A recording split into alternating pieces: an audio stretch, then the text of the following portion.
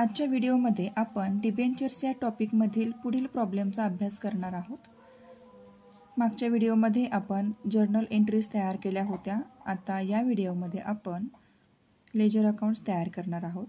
त्यामध्ये आपल्याला debenture redemption fund account आणि debenture redemption fund investment account हे 2 वर्षासाठीचे तयार करायचे आहेत। सुरुवातीला आपण प्रॉब्लेम रीड करून घेऊया।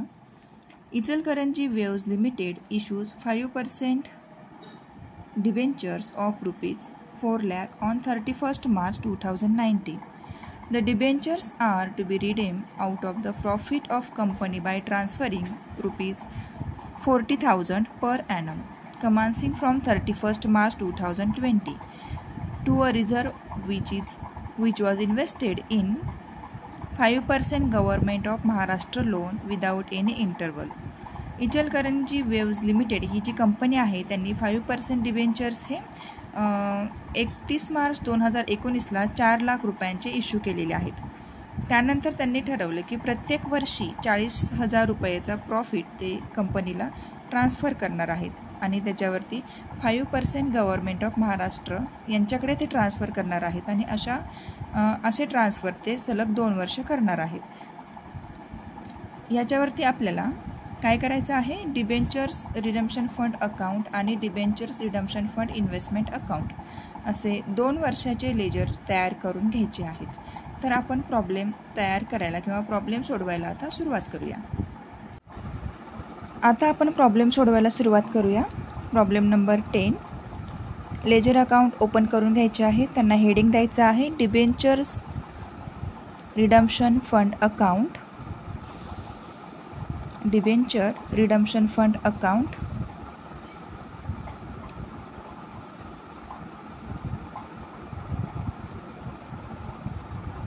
अशा प्रकारे अकाउंट्स ओपन करून घ्यायचे आहेत।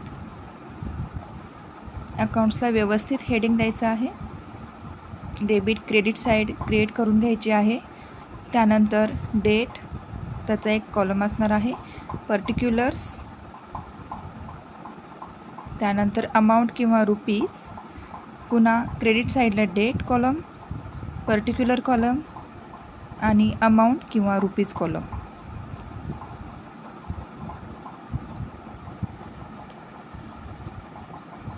आता आपण प्रॉब्लेम सोडूया। आपल्याला प्रॉब्लेममध्ये डायरेक्टली ट्रान्सफरिंग अमाउंट दिलेली आहे 40,000 रुपीज पर ॲनम, म्हणजे प्रत्येक वर्षी आपल्याला काय करायचं आहे, 40,000 रुपयाचा प्रॉफिट जो आहे तो गव्हर्नमेंट ऑफ महाराष्ट्र लोनमध्ये आपल्याला तो ट्रान्सफर करायचा आहे।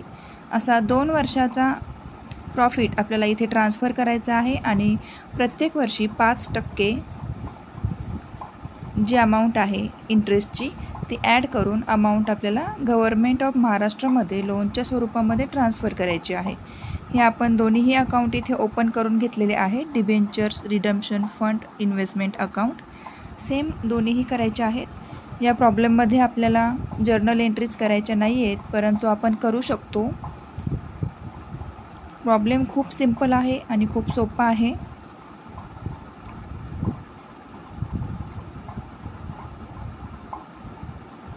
एकतीस मार्च 2019ला त्यांनी पोस्टिंग दिलेलं आहे, ज्या तारखेला त्यांनी डिबेंचर्स इश्यू केलेले होते।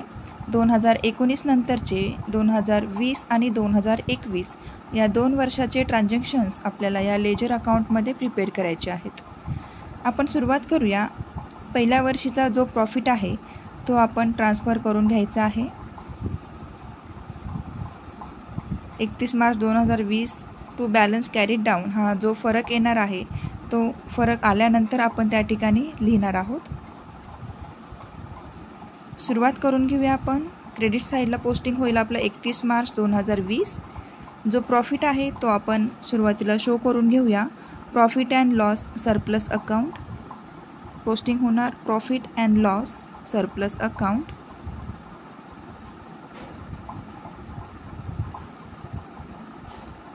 अमाऊंट येईल 40,000। त्यानंतर क्रेडिट डेबिट साईडला आपलं कोणतेही पोस्टिंग नाही आहे, त्याच्यामुळे आपण 2020 चे हे जे ट्रान्झॅक्शन आहेत ते आपण इथे क्लोज करून घेणार आहोत। दोन्ही साईडची टोटल येते 40,000 रुपये, त्याच्यामुळे आपला फरकसुद्धा तेवढाच येणार आहे. तो आपण कॅरीड डाऊन करून घ्यायचा आहे नेक्स्ट इयरसाठी.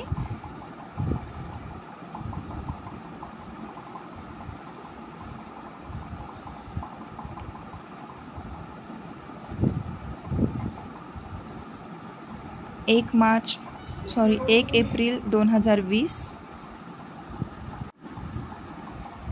1 एप्रिल 2019चं पोस्टिंग होणार आहे. या ठिकाणी आपण 31 मार्च 2020ला जो बॅलन्स कॅरीड डाऊन झालेला आहे तो आपण ब्रॉड डाऊन केलेला आहे. त्यानंतर 31 मार्च 2021ला आपण जो इंटरेस्ट पेड केलेला आहे 5%, तो या ठिकाणी दाखवायचा आहे. इंटरेस्ट ऑन DRF इन्व्हेस्टमेंट 40,000 वरती 5% जो इंटरेस्ट आपण चार्ज करणार आहे त्याची अमाऊंट येईल 2,000 रुपये, ते आपण चार्ज केलेली आहे. त्यानंतर पुढच्या वर्षीचा जो profit and loss surplus account आहे, पुढच्या वर्षी म्हणजे प्रत्येक वर्षी आपल्याला 40,000 रुपये ट्रान्सफर करायचे आहेत. ते 31 मार्च 2021 या वर्षीसुद्धा आपण ट्रान्सफर करणार आहोत by profit and loss surplus account. ते आपण 40,000 रुपये ट्रान्सफर केलेले आहेत. आणि अशा प्रकारे क्रेडिट साईडचे पोस्टिंग कंप्लीट झालेले आहेत, परंतु डेबिट साईडला कोणतेही पोस्टिंग नसल्यामुळे या ठिकाणी फक्त 31 मार्च 2021 या डेट रोजी बॅलन्स कॅरीड डाऊन होणार आहे. आपली टोटल आलेली आहे 82,000. ती दोन्ही बाजूला आपण ती लिहून घेतलेली आहे. 82,000 हा आपला फरक इथे आलेला आहे. प्रॉब्लेममध्ये सांगितल्याप्रमाणे आपण फक्त 2च वर्षाचं लेजर अकाउंट तयार केलेलं आहे आणि डिबेंचर रिडम्पशन फंड अकाउंट इथे आपलं तयार झालेलं आहे. आता याच अकाउंटवरून आपण डिबेंचर रिडम्पशन फंड इन्व्हेस्टमेंट अकाउंटसुद्धा तयार करणार आहोत. यामध्ये 31 मार्च 2020 या दिवशी जो पहिला हप्ता, पहिले 40,000 रुपये प्रत्येक वर्षाचे आपल्याला आलेले आहेत ते आपण बँकमध्ये ट्रान्सफर करून घेणार आहोत. टू बँक अकाउंट 40,000 रुपये, 40,000 रुपीज. आणि क्रेडिट साईडला कोणतेही पोस्टिंग नसल्यामुळे 40,000 रुपये हा बॅलन्स या ठिकाणी कॅरीड डाऊन होणार आहे.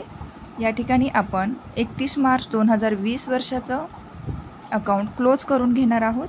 40,000 रुपयांनी ते क्लोज होईल.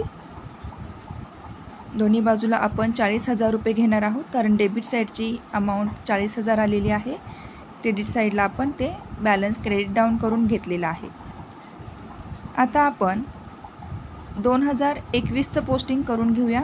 त्याआधी नवीन वर्षाचा जो बॅलन्स आलेला आहे 2020 सालीचा, तो क्रेडिट साईडचा जो कॅरीड डाऊन बॅलन्स आहे तो आपण डेबिट साईडला ब्रॉड डाऊन करून घेणार आहोत. 1 एप्रिल 2020 साली तो बॅलन्स ब्रॉड डाऊन 40,000 आणि त्यानंतर 31 मार्च 2021ला पुढच्या वर्षी जो आपण प्रत्येक वर्षाचा 40,000 रुपये देणार होतो ते 40,000 रुपये आणि त्या वर्षीचा 5% इंटरेस्ट असे धरून 42,000 रुपये आपण या ठिकाणी ट्रान्सफर करणार आहोत.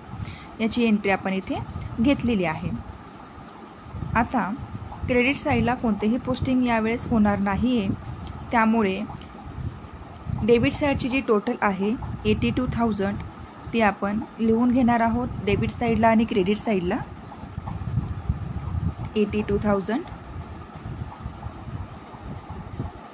आणि 82,000. 31 मार्च 2021ला फरक दाखवायचा आहे बाय बॅलन्स क्रेडिट डाऊन 82,000.